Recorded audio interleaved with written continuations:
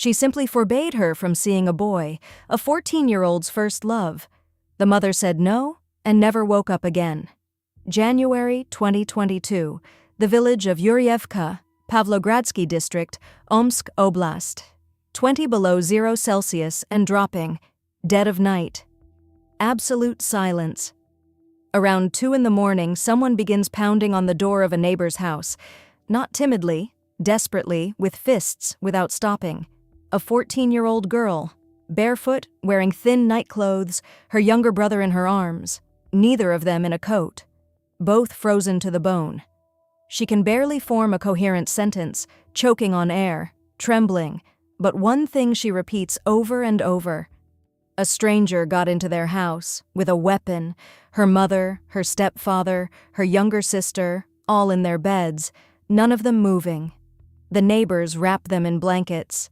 The older girl keeps repeating the same thing, a bearded man around 45, maybe 50. She'd never seen him before. She woke up from the noise, grabbed her brother and ran out the back door. She didn't stop to call anyone, just ran barefoot through the snow. At that hour, the village was empty. No lights, no movement, only the crunch of snow and her own breath in the freezing air. The first patrol arrived quickly. Officers entered the house, and it became clear there was no point calling an ambulance.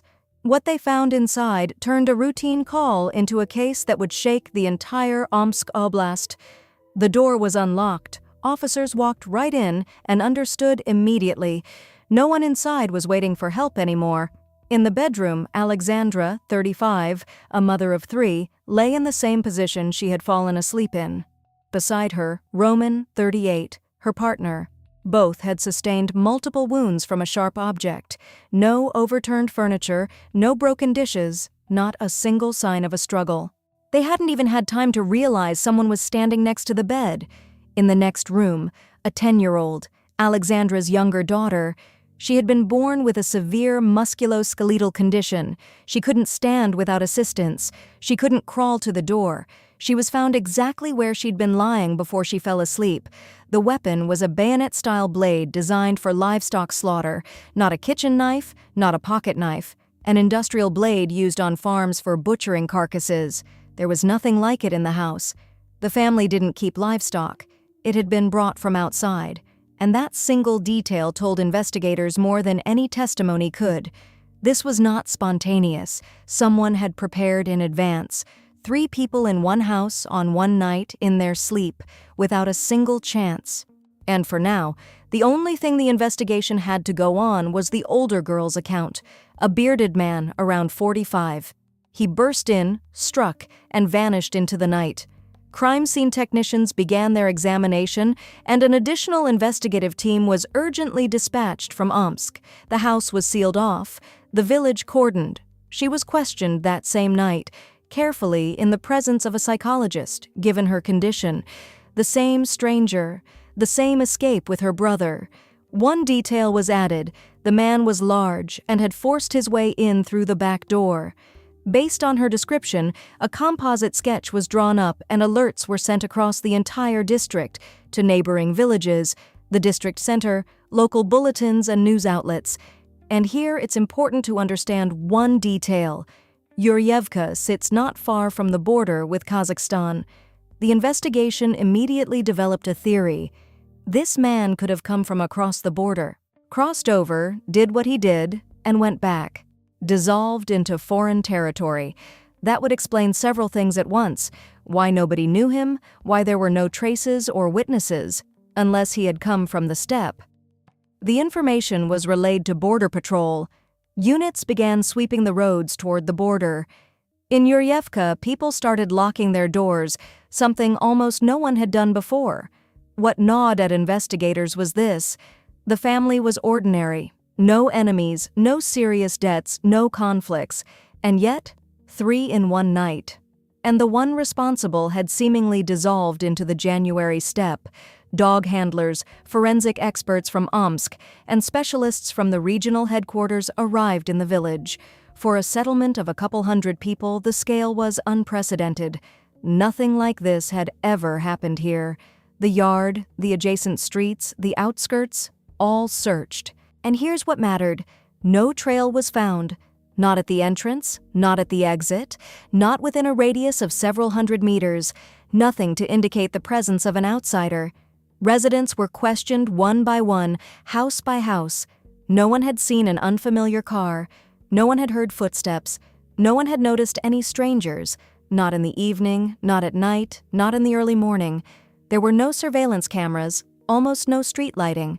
But even accounting for that, something should have remained. January. Fresh snow, sub-zero temperatures. Footprints in the snow last for hours, sometimes entire days. There were none. No boot prints, no tread marks, no disturbed snow near the fence, as though whoever entered the house knew how to move without touching the ground. The search operation stretched on for several days.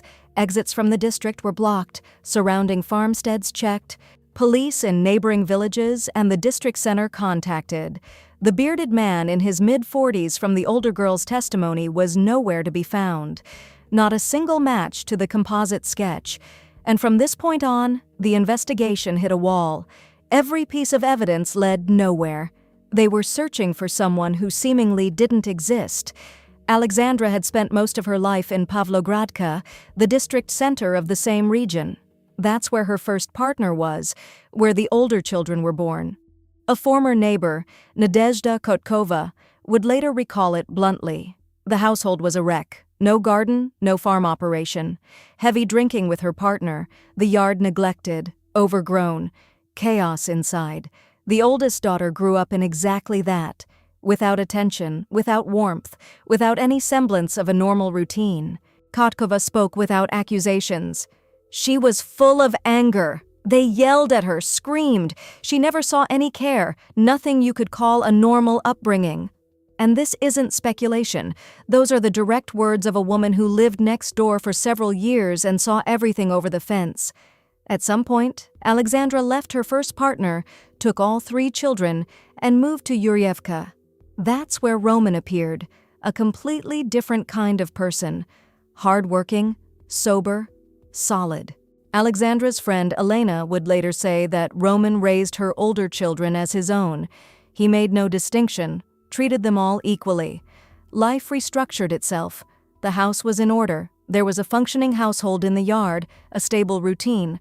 No fights, no binges, no late-night calls to police.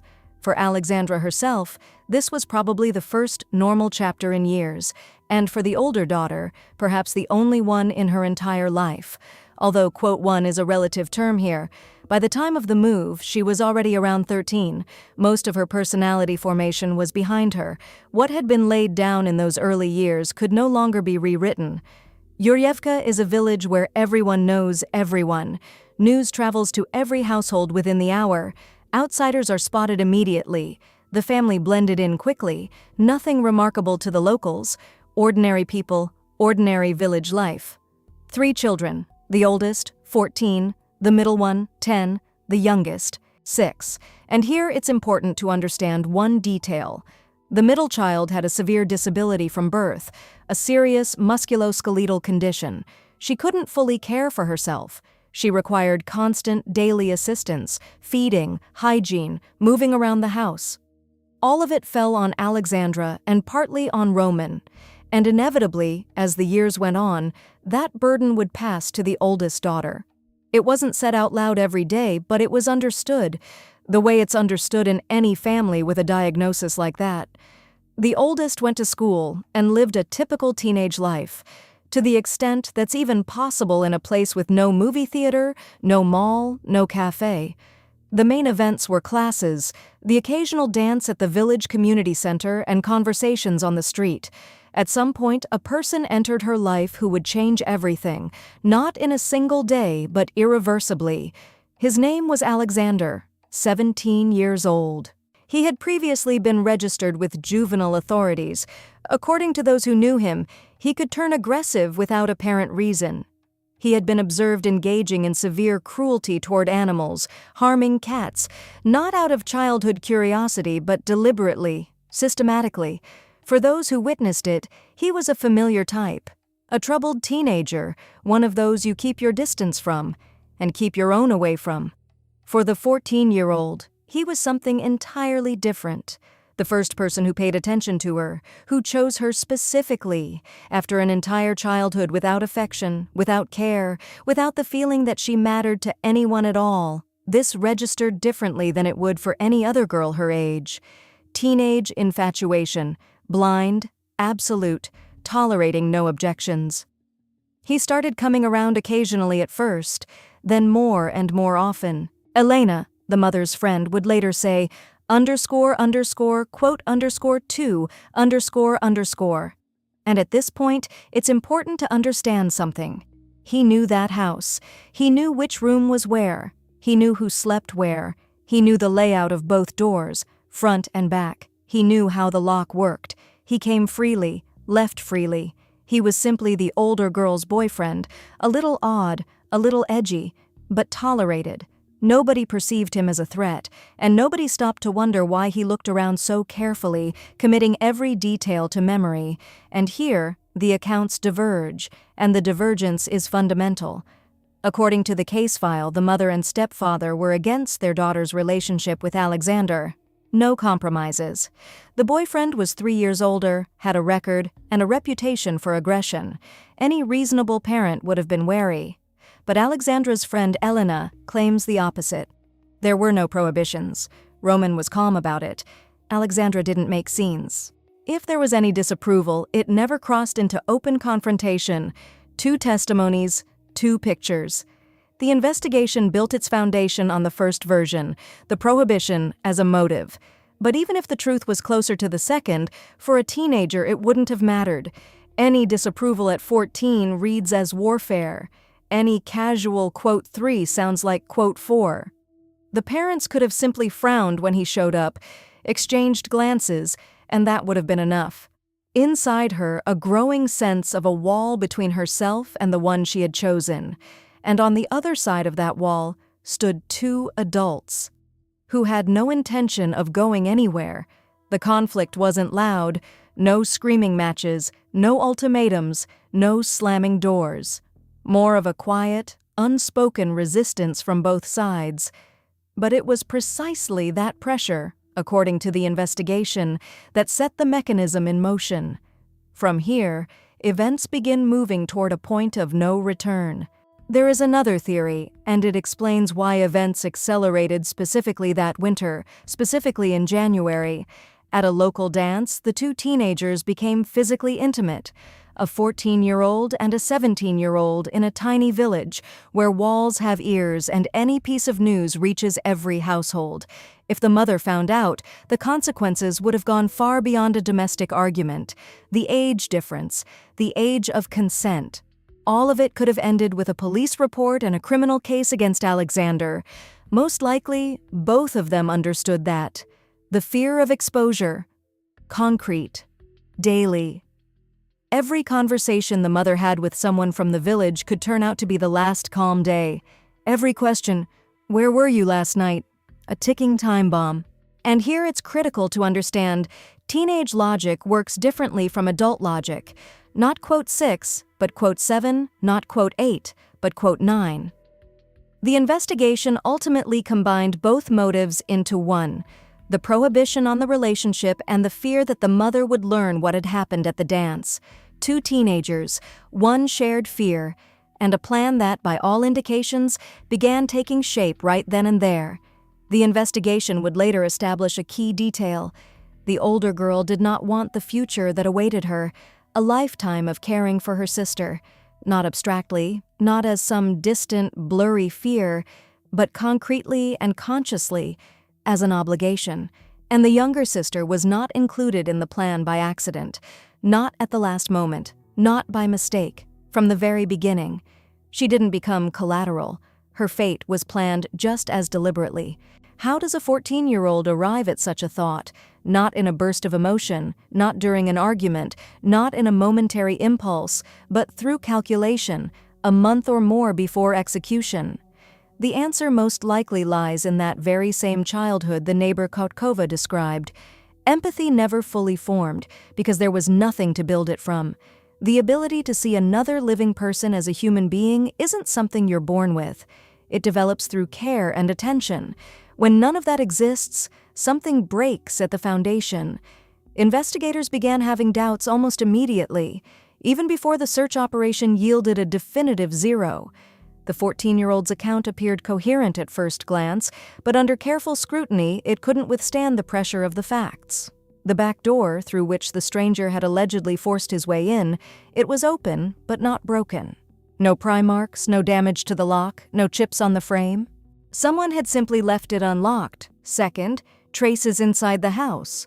Not a single print that didn't belong to a family member or someone in the immediate circle. A stranger had left no fingerprints, no shoe prints, no biological evidence, and yet had inflicted multiple wounds with a sharp object on 3 people, an impossible level of sterility. Third, the behavior of the 14-year-old herself. She claimed she woke up from a noise and immediately ran out with her brother, but the brother slept in a different part of the house.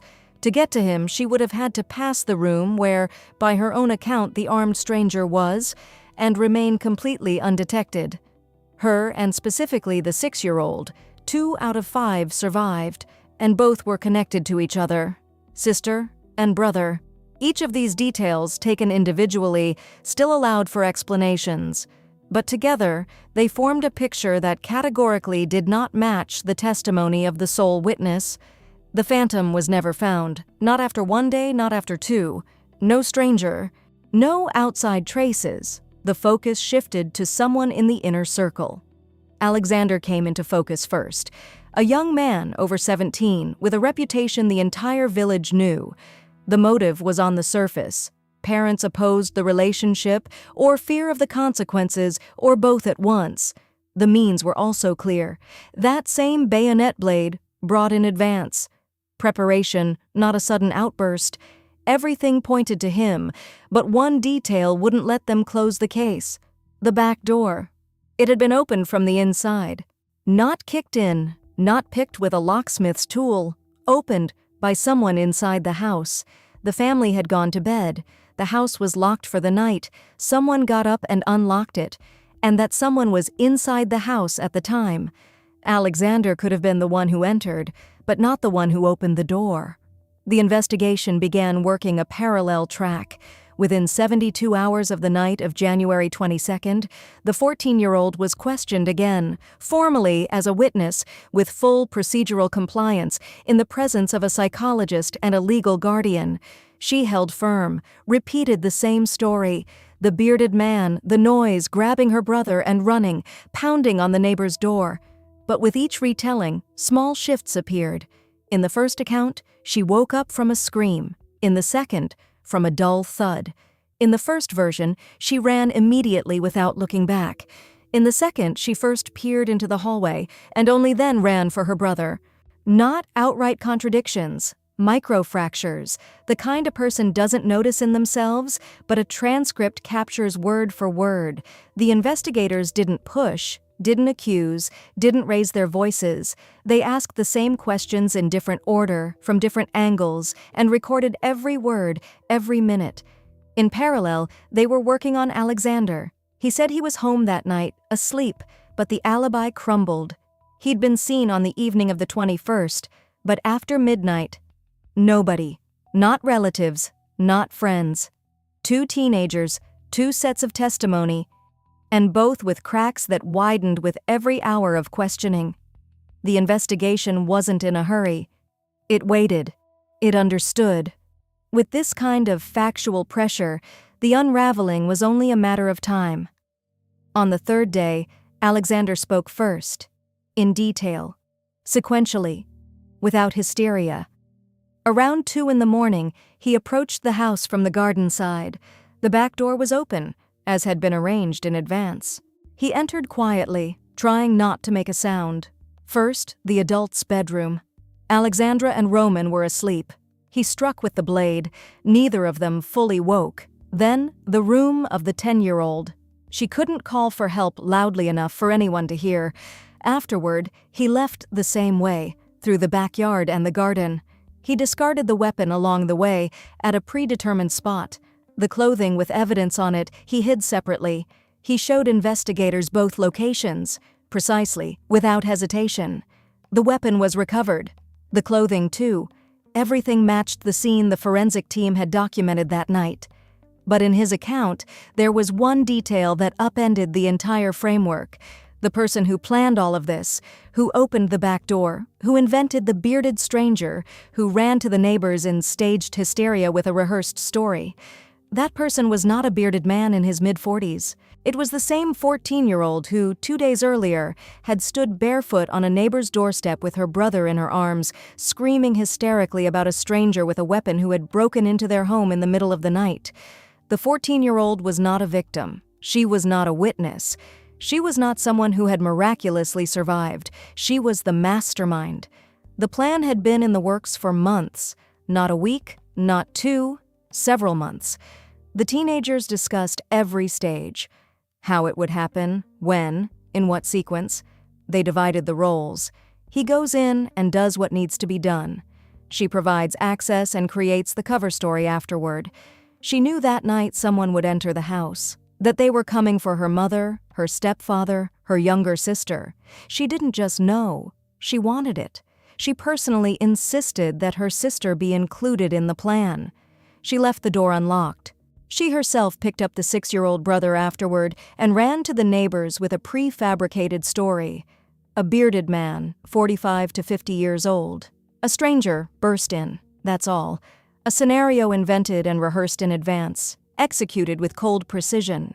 The composite sketch of a person who never existed, distributed across the district. The search alerts, the dog handlers, the forensic experts from Omsk, the investigative committee specialists, all of it was the system's response to a fiction. The hysteria at the neighbor's house, part of the plan. Bare feet on the January snow, part of the plan. Saving the brother, not an impulse, but an alibi. The investigation arrived at the truth within 2 days, but the scheme had existed long before that night. Every visit Alexander made wasn't just a date, it was reconnaissance. Where's the lock? Who sleeps where? How many steps between rooms? The map had been drawn long before January 22nd. Investigators reconstructed the timeline of the conspiracy through testimony, correspondence, and physical evidence. 2 teenagers had methodically discussed the sequence of actions, making corrections, refining details, dividing up who was responsible for what. Alexander obtained the weapon in advance, took it from an acquaintance, not a random item from a kitchen drawer. A targeted, deliberate choice. Afterward, grab the brother and run to the neighbors with a ready-made story. The brother was spared not out of attachment and not out of compassion. He simply didn't fall into the category of those who were in the way. He didn't forbid the relationship. He didn't require daily care. He posed no threat to the future they had envisioned for themselves. In the logic of this scheme, people were divided into 2 categories, those who stood in the way and those who didn't. The mother stood in the way, the stepfather stood in the way, the sister stood in the way, the brother did not. That's why the brother survived. An ice-cold calculation carried out by 2 teenagers. After Alexander told investigators everything, the facts were presented to the 14-year-old. She acknowledged involvement, but only partially. Not remorse, not a candid conversation, not an attempt to ease her conscience. A forced confirmation of what was already pointless to deny. Yes, she knew about the plan. Yes, she opened the door. But the full picture of her own role, the months of planning, the creation of the cover story about the stranger, she held back. It didn't matter. The investigation had gathered enough without a full confession. The correspondence between the teenagers, Alexander's detailed testimony, the physical evidence, the weapon, the stained clothing, the reconstructed timeline of events. Everything pointed to premeditated conspiracy, to months of deliberate preparation, to the joint participation of both in the planning and execution. The charges were filed at the maximum level. 2 or more victims, with particular cruelty, committed by a group of individuals through prior conspiracy. For an adult, such charges would mean a life sentence. For minors, the ceiling is capped by law, a maximum of 10 years, for 3 lives. The case went to trial. By this point, the younger brother, now 7, was living with relatives, without his mother, without his stepfather, without his biological sister. The older girl awaited sentencing. The boyfriend sat in a detention facility. All that remained of this family was a verdict that hadn't been delivered yet. In March 2023, the court announced the sentence.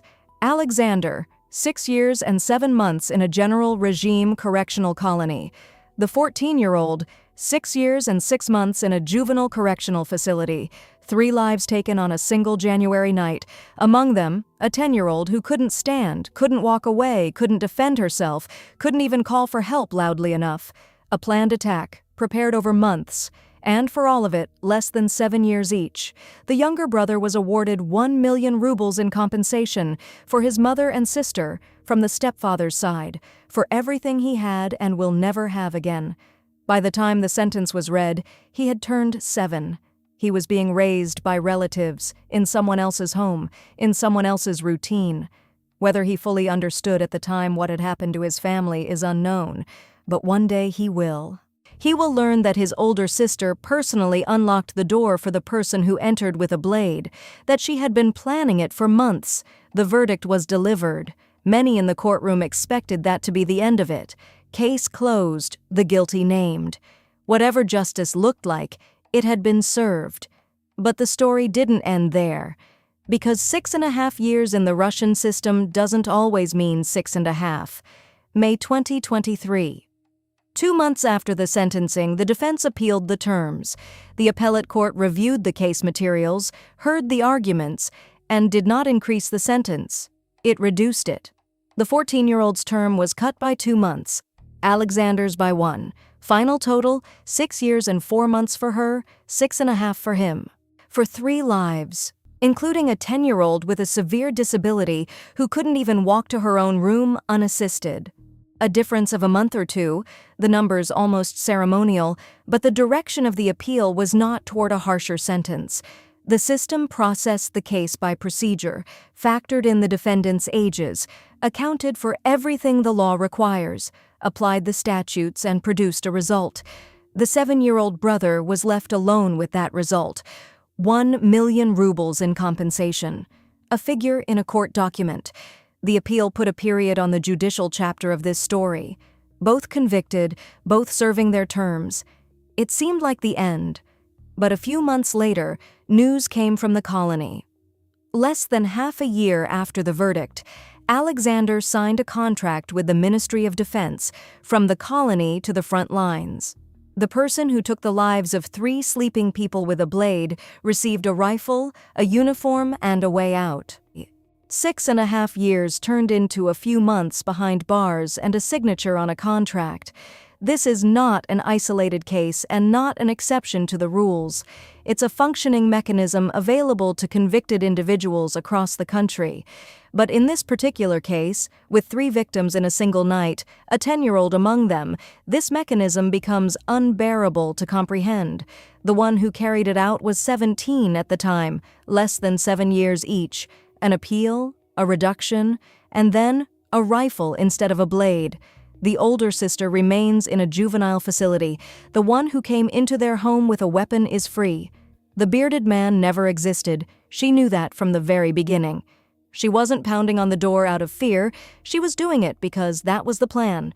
What do you think about this story? Write in the comments, hit the like button, and subscribe to our channel. See you next time.